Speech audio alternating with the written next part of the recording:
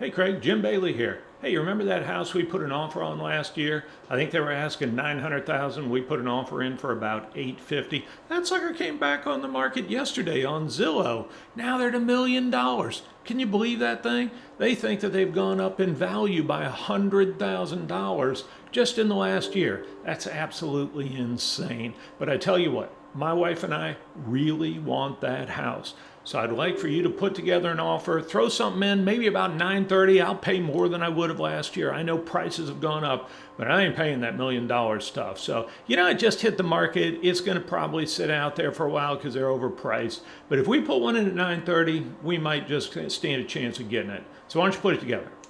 And let me tell you, here's the deal. It really is a seller's market. This is the strongest market I've seen in 15 years. It is very common to see multiple offers on a house like this, something that's in good shape and priced right in the sweet spot.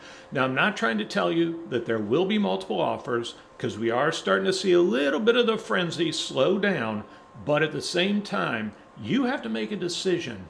Do you really want this house? Because if you really want this house, you have to be prepared for the fact that it's going to go into multiple offers and you're going to need to price it up. Time is of the essence. I'm telling you, Jim, we got to put this together today. We got to put in a realistic strategy. Do you want to hear how to do it? Say, what? You feeding me this realtor stuff right now, buddy. You're starting to buy into your own bull. There's no way that thing's going to sell for over asking price. Jim, you got to listen to me. If you really want the house, here's what we have to do. First of all, we need to put it on a standard contract, not an as-is. I know that most of the time buyers think if they put something on an as-is contract, it makes it more appealing to the seller.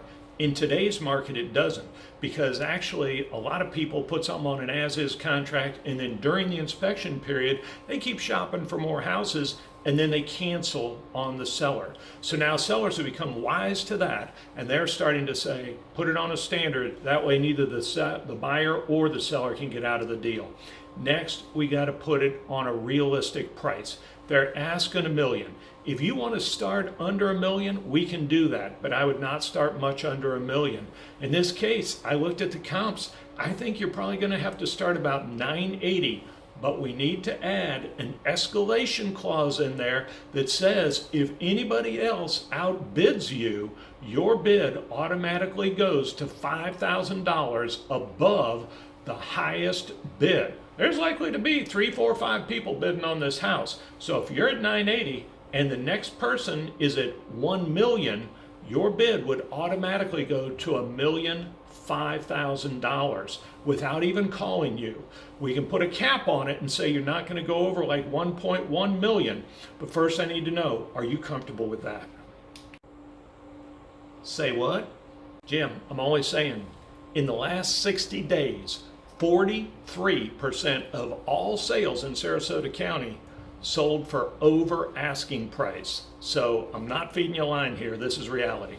Next question, are you able to pay cash? Because cash is king. If you have a financing contingency, we very well might not even be considered. Well, yeah, I can pay cash, but I was planning on taking out a loan because interest rates are so low, or maybe borrowing against my 401k or something, but I guess I can pay cash.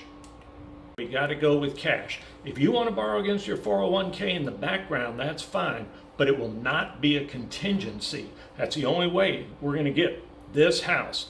If you do want to go with a contingency on financing, the reality is the appraisal may not come in at the full sales price. So if you want to do financing with a contingency, we need to put a clause in or an addendum in that says you will pay the shortfall between the appraised value and the contract value, because a lender would not loan against the contract price. They'll only loan against the appraisal price. Again, do you want the house? Holy cow. You know my wife wants this house. We wanted it last year. What else do I have to do to get this house? We need to get the inspection done as fast as possible, like no more than a 7-day period for the inspection. Some people are actually putting their offers in with 0 days of inspection, which means you don't get to do one. I think to protect you, we need to do an inspection, get it done as quickly as possible. We also will put a low inspection repair limit. So even though we're doing a standard contract where the seller is required to pay for the repairs, we're only going to ask them to pay for maybe up to $1,000. That way it is not painful for the seller.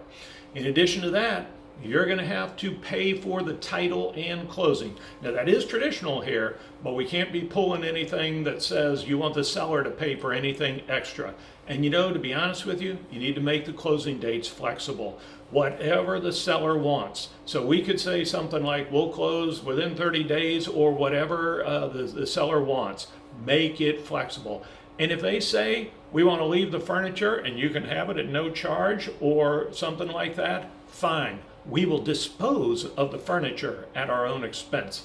I am sorry, Jim, but if you really want this house, this is a great house and it's right in the sweet spot in the market. I'm telling you, this strategy that I just laid out is the only way that you're going to stand a serious chance of getting this house. So tell me, are you in? Oh my word, what a fool I was. If I'd known this last year. Listen, you're the expert. I trust you. Put it together. I'll sign that sucker within an hour. Let's get this house, Craig.